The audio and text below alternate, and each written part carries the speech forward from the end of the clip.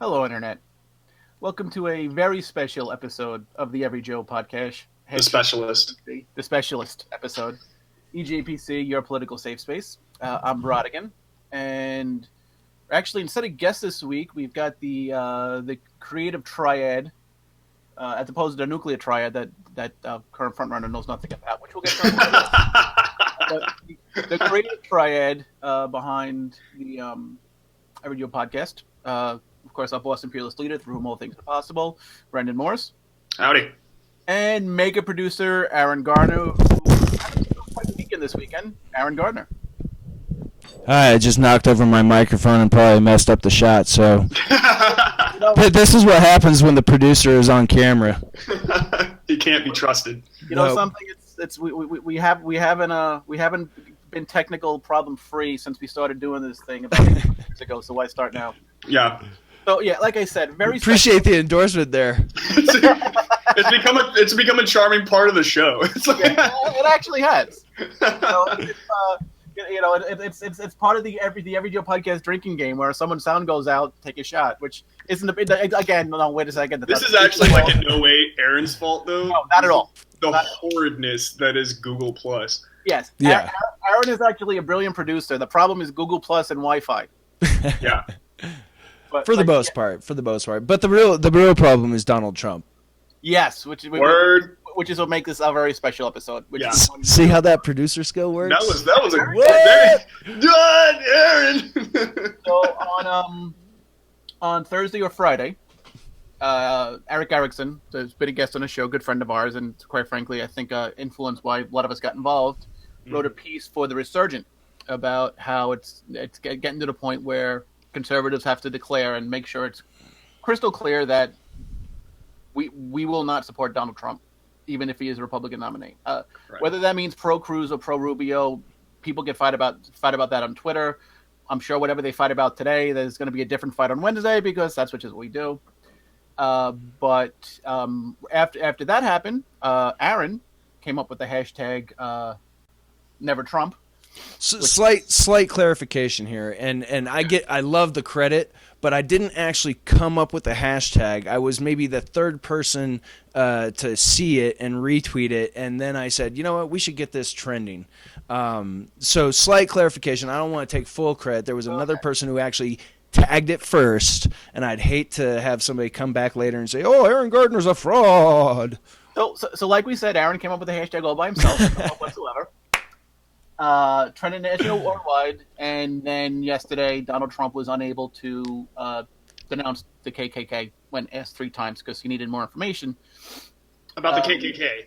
Yeah, because no one knows who the KKK is. No. I mean, that's like Kentucky Fried Chicken Colonel's Club, right? Yeah.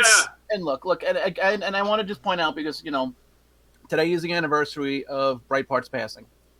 Someone else who we all looked up to was an influence on ours, and he was big about pushing, because what the media would always do is that they would find that one guy in an audience, and who said something racist or something stupid or had like an offensive T-shirt, and expect everyone to denounce.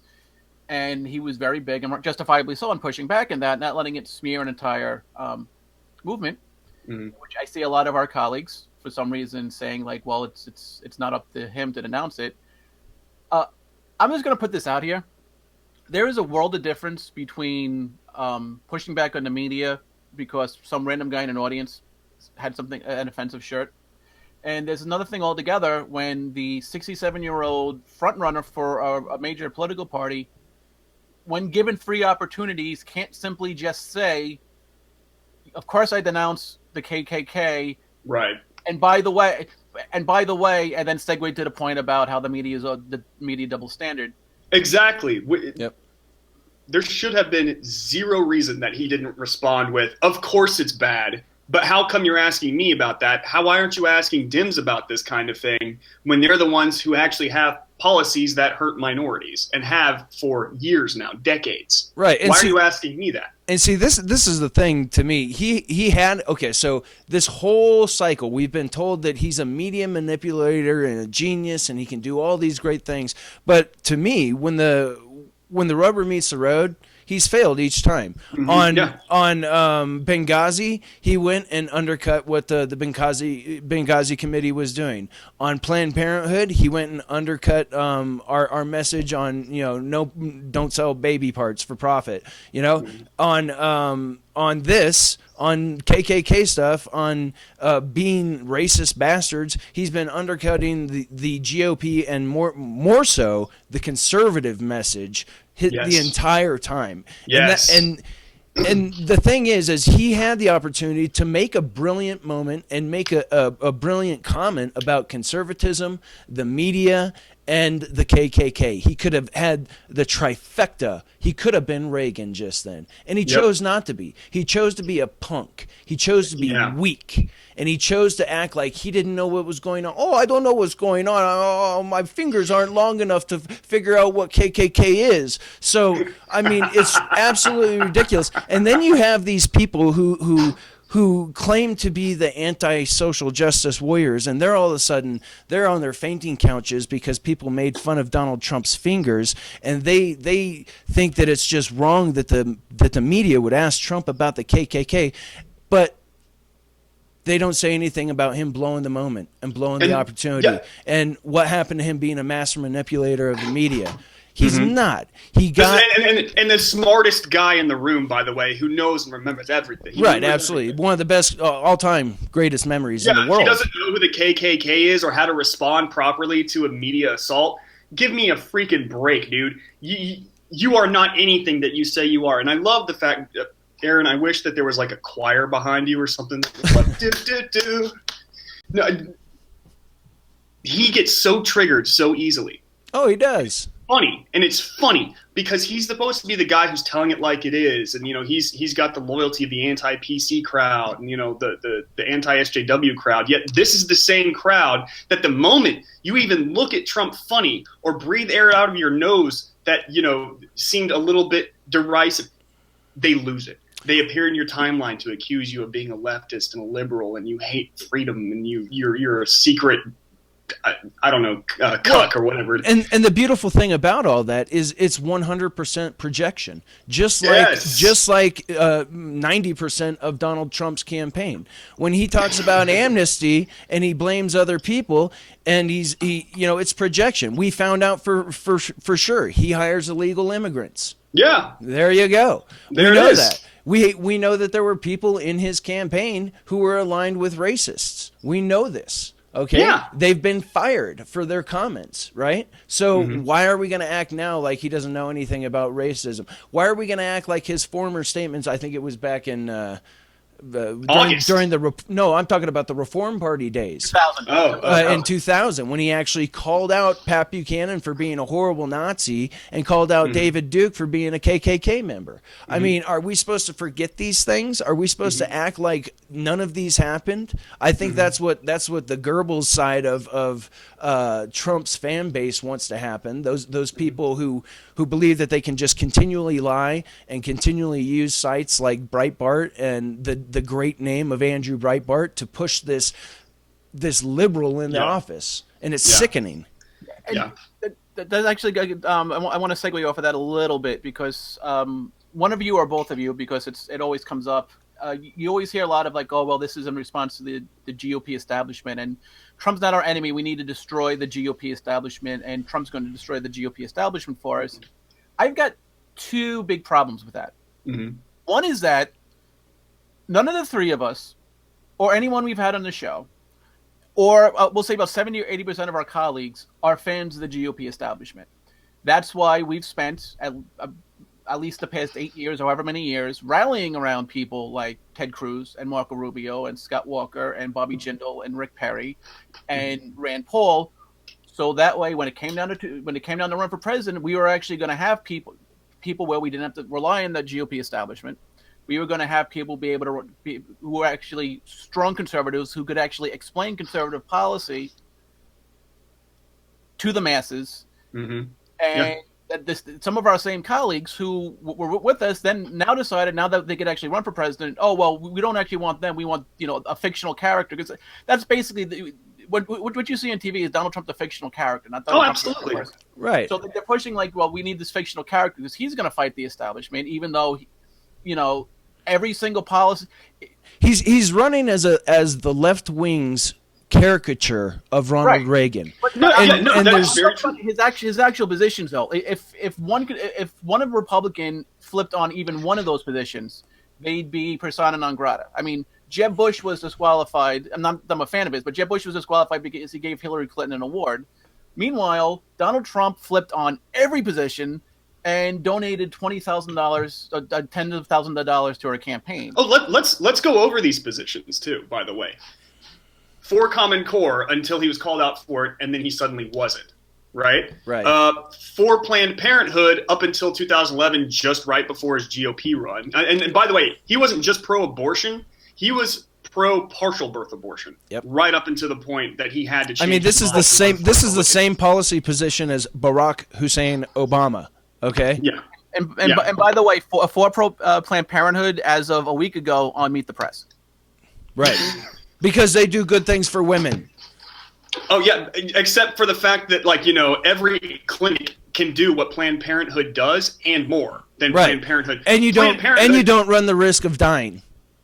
Oh, exactly. Everyone leaves alive. Planned Parenthood, by the way, is solely donates and is donated to from Democratic sources. There's an article of it about it from me at EveryJoe.com. I'll link it in the description. Y'all, there is no reason to back Planned Parenthood. We are a party that does have absolutes, and that is one of those absolutes. Planned Parenthood is a corrupt organization that kills children. You don't smile on it. You don't hesitate to defund it. You attack and you kill it. That's what you do when you're a Republican. And this is the same thing that he's done with the KKK. This is what I'm saying before.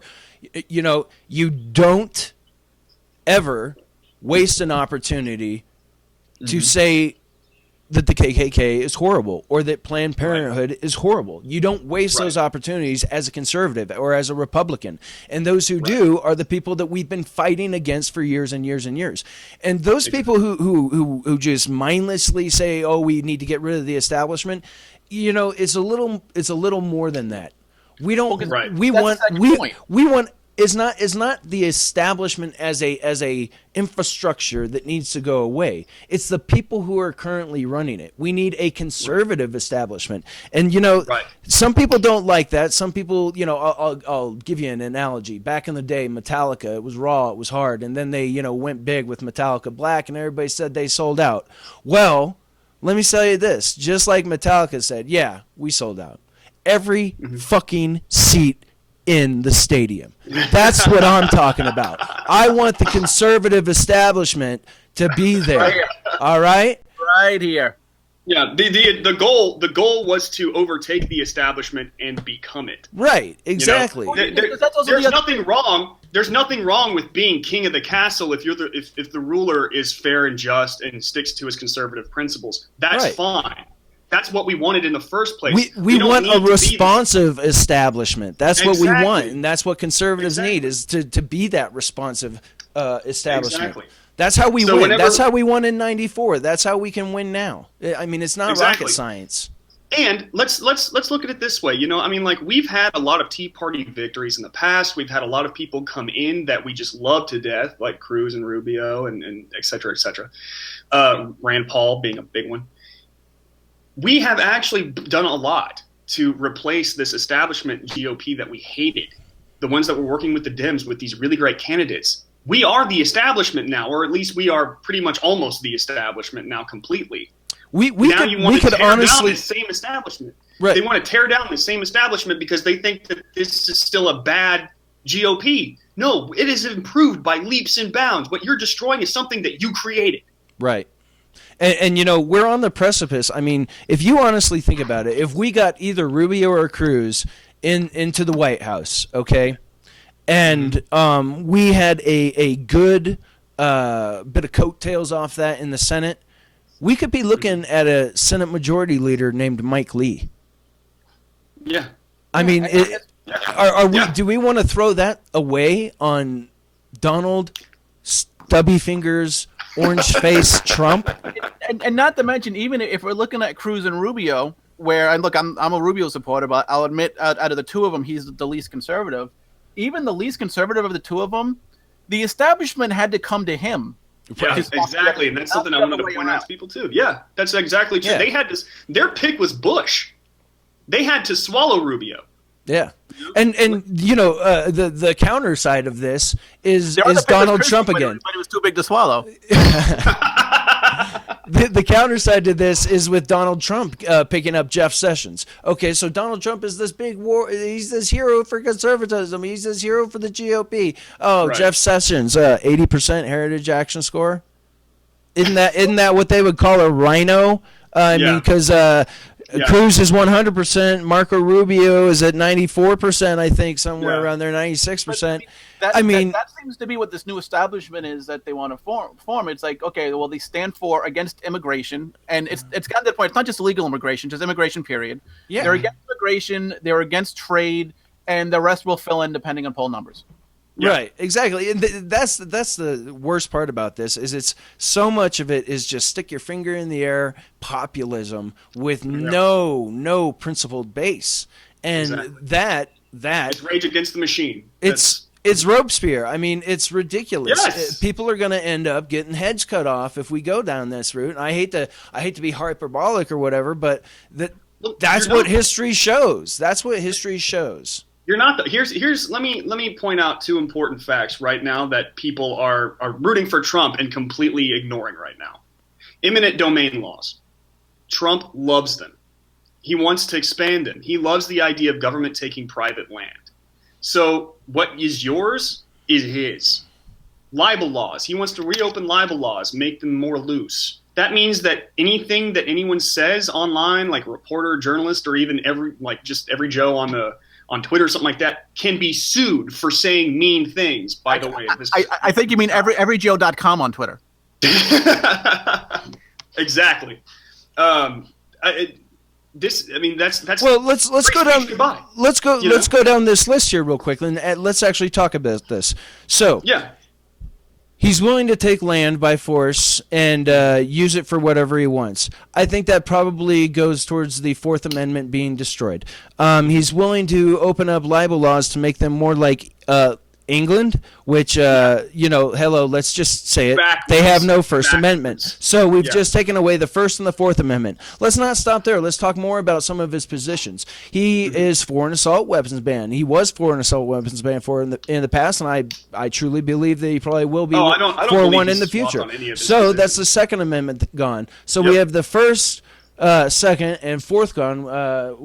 Third Amendment. What's that? Quartering. Oh gosh, tell me you don't think this guy would quarter soldiers in your house? So we have the first four amendments gone already, and the Fifth Amendment is the right not to incriminate yourself. Well, I think with the way his libel laws are going, I think we could probably assume that the Fifth Amendment is going to go away as well. The pattern here is that half of the Bill of Rights, just by the words that he said throughout his campaign, are being threatened. Exactly. People need to wake up and understand. Never Trump it's the call of our time right now. Amen. That's it. You know what? It breaks my heart too that we have gotten to this point. We were supposed to be so happy because we were facing the end of the Barack Obama presidency. He was finally going to be out of office. We had brought in all these candidates from the Tea Party and all this stuff to run and to actually become president so we could turn this nation around. But instead, we're having to fight a reality show host who is making his fame off of being the villain. Yeah. No joke. There's this video. And the victim all at the same time. Yeah. The villain and the victim all at the same time. There is an awesome video. I don't know if any of you have ever heard of the Game Theorist channel with Matt Pat. He also runs one called Film Theory. And basically, it's one of the smartest shows on the internet, and he really analyzes things and gets down to the bottom of why things work or how things happen, science and stuff like that. He did an episode on Trump and why Trump is so popular. He's so popular because he is using reality show tactics. He becomes the villain. He says all these insane things. He says whatever he needs to say at the time, like sociopathic, and it gets him popular. That popularity leads to votes. It doesn't matter that his positions are not very solid or that when he gets up on stage, you can't even make sense of what he's saying because he's rambling so much. It doesn't matter. The media will Photoshop his campaign so that it looks better. And that's the thing that drives me insane because we'll have a lot, again, and this is a lot of people that have been colleagues for the past 8 years saying, like, well, other campaigns should study what he's doing and emulate the influence he has on his audience. It's like, well, no, because if anyone else besides Trump did that, that person would be labeled a flip-flopper and someone who you're going to trust on issues. Yeah. Well, the big thing that I tried to get people to understand early that, you need to take Trump seriously because he will be able to convert these crowds into votes. And people didn't believe it. And the reason why I knew that it would happen is because I was a big fan of The Apprentice. I watched every episode, every season, and I watched how he did things. He would make people show up to random events in less than 24 hours with huge crowds and very little budget with these teams of people, all using social media and just their individual personal networks. And if you don't see how that translates to organizing for a caucus or a primary, you're a dummy. And people didn't comprehend that what was in the reality shows was his test run.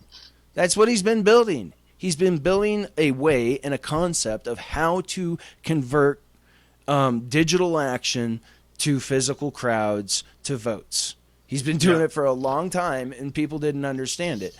Now, all the other stuff about the communication side, he's just playing old school Alinsky tactics, and that's where he comes from. I mean, he's a Democrat. He's a liberal. That's where he comes from. So it's not surprising. Even regardless, Rubio is still better at him at. He is. And the thing is the thing people who like celebrating him doing it are now criticizing Rubio for doing it. Exactly. Right, because they're hypocritic liars and they're a bunch of fainting little girls and they love stubby fingers or something like that. And I want to go to a point on the Never Trump hashtag here. So we started that at about 5:00 Mountain Time, maybe a little earlier than that on Friday, I believe it was that it started. And within the first 24 hours, while I was still able to track it, it had 500,000 tweets. And it was huge. And then all of a sudden, it went away from all the trending places. Did it? Yeah. And Twitter killed it. Twitter killed it. And it came back, and then Twitter killed it. I actually have screenshots of documents showing where it was, where people had left their screen open to see how many tweets had built up on the Never Trump hashtag, and they did it for Never Trump and also that other copycat response, flailing girl response back, always Trump, which is funny because the Always Trump hashtag, there's a lot of people on there who were calling the Never Trump people cultists and stuff like that. And I'm like, okay, think about the hashtag, okay? We're saying we're never going to vote for Trump. It's not that we're following anybody, just we're not following your guy. You're saying always Trump. I mean, literally, you're always. You're providing us with this great mental imagery of you getting down on your knees for Trump. And I'm not talking about in prayer. Yeah. Exactly. So the response to Never Trump comes out, and it doesn't get 1/5 of the tweets that ours did, and yet it's all of a sudden trending. Right. On Saturday at noon.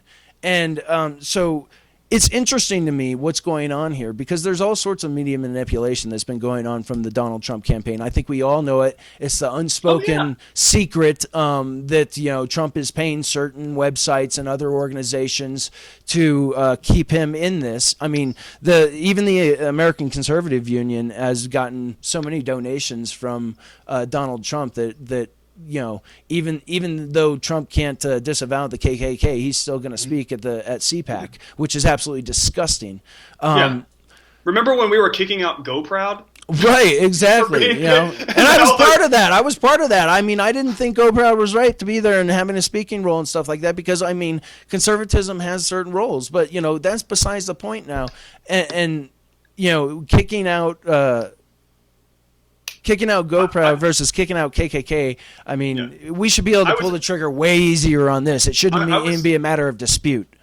was against kicking out Go Proud, but I mean, like, if they're willing to kick out Go Proud, right? And the thing is, I think reasonable. Not this guy who refuses to denounce the KKK. Well, right. To be fair, he did denounce David Duke and the KKK a few months prior to that interview on CNN. Right. So what's changed? I mean, does he need those votes now? Did he deny it? Exactly? And I'll tell you why. It's because he knows that I shouldn't say a large portion, but there is a large following from this the white supremacist, ultra-nationalist camps support Trump, and they're a large part of his online attack force too. I mean, just online, Brandon. They have done robocalls where they are saying you cannot vote for the Cubans, and white genocide is occurring, and Donald Trump is the only man who can stop the white genocide. I mean, this is insane. I mean, there are storm sites calling him glorious leader and ultimate savior, and I'm not exaggerating. They are doing that in all seriousness.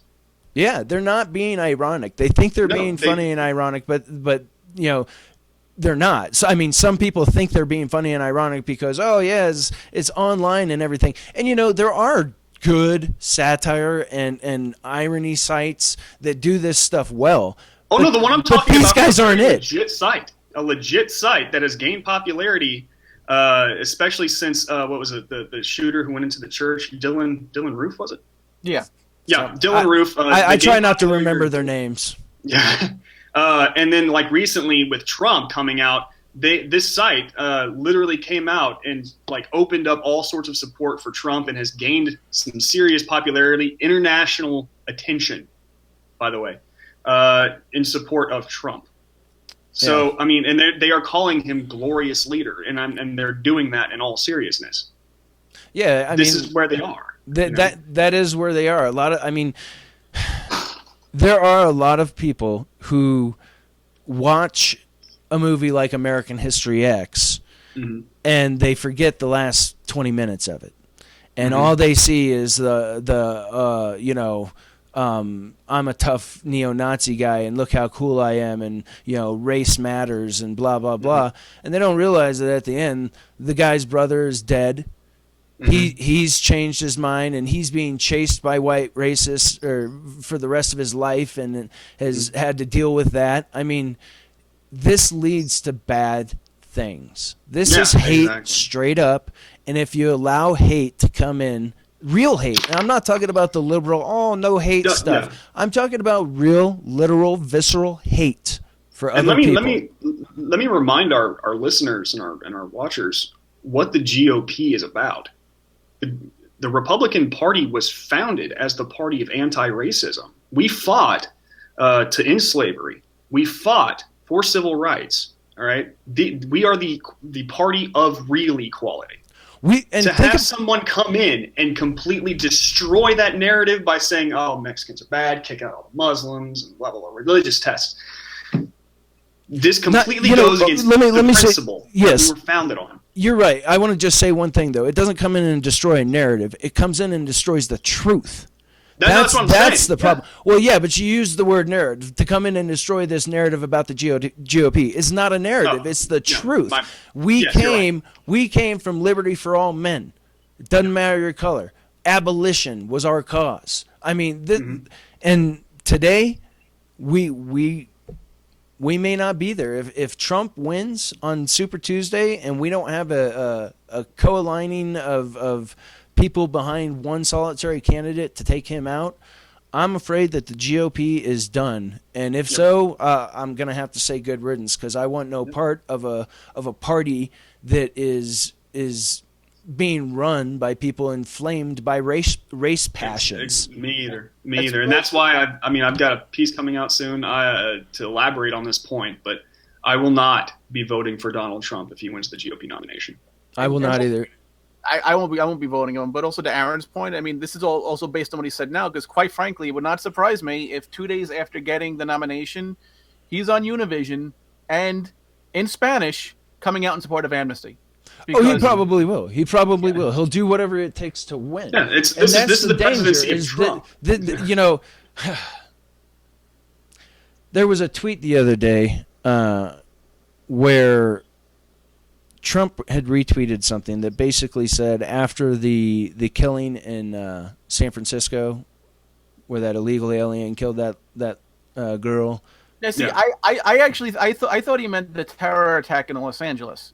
Oh, maybe it was. No, yeah, you're right. It was Sacramento. So it was a tweet saying, after the Sacramento attack, Trump has made me feel safe and blah, blah, blah, blah, blah.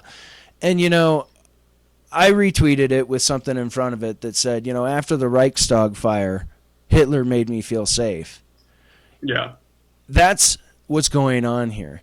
People are setting aside their thinking because they are scared. But we need to overcome the fear. Because fear is what leads to you dying on the battlefield. Exactly. If you don't overcome the fear, you die. And let's face facts. I mean, we are a nation who is, we are hated throughout the world by terrorist organizations and radicals. To put it at the level that a terrorist could walk into your home tomorrow and blast you. The chances of that happening are very minimal. Very, very, very minimal. It could happen, but let's face facts, it's not going to. We do have enemies, and we need to look at them, we need to come at them from a point of strength.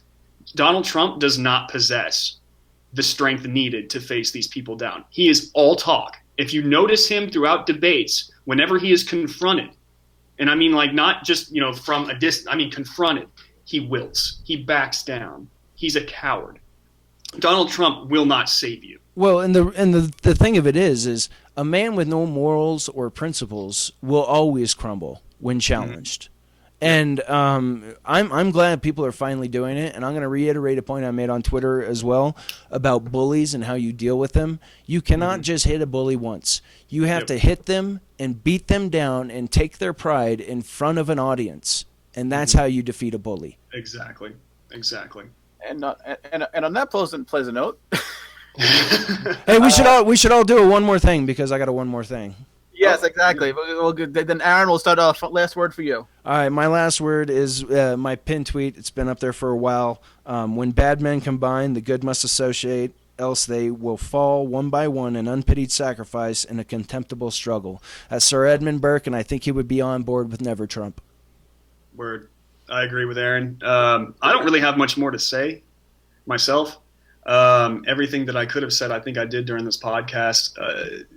Y'all, wake up and do not vote this man into office. Do not hand over the keys of the greatest nation on the planet to a bumbling reality show host who has zero knowledge about policy or foreign affairs or anything like that. This is a huge mistake. Never Trump. And my final thoughts are March 18th, season 2 of Daredevil on Netflix. Never Trump. Yeah, Punisher's coming. Yeah. So for Brandon, for Aaron, and for everyone watching on the EveryJoe Podcast Network, thank you for watching. EveryJoe.com, #EJPC, #NeverTrump. Help us out, America. Get us out of here!